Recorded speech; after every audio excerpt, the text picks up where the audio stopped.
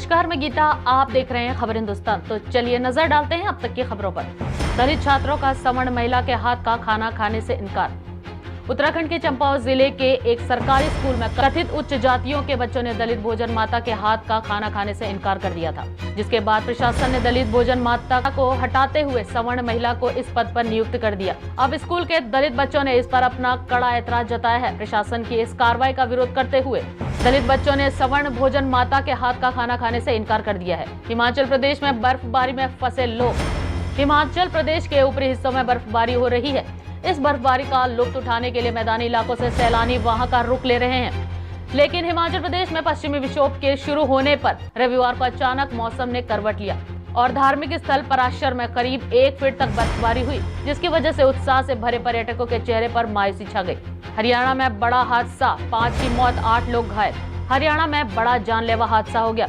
यहां अंबाला दिल्ली हाईवे पर healing touch अस्पताल के पास आज सुबह एक बस को पीछे से दूसरी बस ने टक्कर मार दी। इस हादसे में 5 लोगों की मौत हो गई, वहीं 8 अन्य लोग घायल हो गए। हादसे के बाद पुलिस और एम्बुलेंस घटनास्थल पर पहुंची, जिसके बाद घायलों को अस्पताल में ले जाया गया। दिल्ली में आज से नाइट कर्फ्यू, जाने किन सेवाओं को दी गई छूट। कोरोना वायरस के प्रसार और खासतौर से ओमिक्रॉन के बढ़ते खतरे को देखते हुए राजधानी दिल्ली में आज से नाइट कर्फ्यू रहेगा। रविवार को दिल्ली सरकार की ओर से नाइट कर्फ्यू का ऐलान किया गया है। रात्रि कर्फ्यू के तहत दिल्ली में आज से 11 बजे से सुबह 5 बजे तक कुछ जरूरी कामों को छोड़कर लोगों के बाहर आने जाने या किसी भी कार्यक्रम पर पाबंदी रहेगी। दिल्ली में जोमेटो, स्विगी, ओला, उबर करेंगे ईवी का इस्तेमाल। देश में इलेक्ट्रिक वाहनों को अपनाने पर जोर दिया जा रहा है। ऐसे में सरकार भी लोगों को इलेक्ट्रिक वाहनों की ओर से जाने के लिए प्रोत्साहित कर रही है। अब ताजा जानकारी के अनुसार दिल्ली सरकार ई-कॉमर्स कंपनियां, खाद्य वितरण सेवाओं और कैब एग्रीगेटर्स को पूरी तरह से इलेक्ट्रिक वाहनों पर स्विच करने के लिए कहने वाली है। जेडीयू से राज्यसभा सांसद किंग महेंद्र का निधन।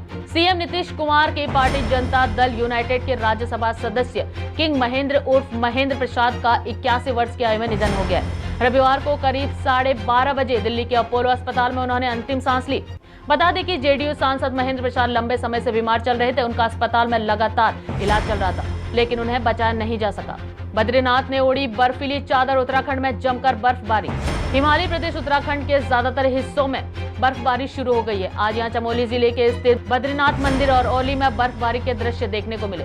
यहाँ के अन्य लोकप्रिय पर्यटन स्थलों पर भी लोग बर्फबारी के बीच मस्ती करने पहुंच रहे हैं। हालांकि बद्रीनाथ मंदिर दर्शन के लिए बंद है, लेकिन जो मुसाफिर यहाँ पहुंच रहे हैं, यहाँ की ठंड और बर्फ का खूब आनंद ले रहे हैं। चीन ने यूरोपियन देश को इतिहास के कचरे के डब्बे में फेंक देने की दी धमकी। छोटे देशों के खिलाफ दादागिरी दिखाने का सिलसिला जारी है। ताइवान, इंडोनेशिया और वियतनाम जैसे देशों को बर्बाद करने की धमकी देने वाले ड्रैगन ने इस बार यूरोपियन देश लिथुआनिया को इतिहास के कचरे के डब्बे में फेंक देने की धमकी दी। ताइवान को प्रतिनिधि ऑफिस खोलने की इजाजत देने के बाद लिथुआनिया के ऊपर ड्रैगन भड़क गया है और इस छोटे से यूरोपियन देश को बर्बाद करने की धमकी दे रहा है। चलती ट्रेन में चढ़ते समय प्लेटफॉर्म से नीचे गिरा यात्री, आरपीएफ के जवान ने बचाई जान।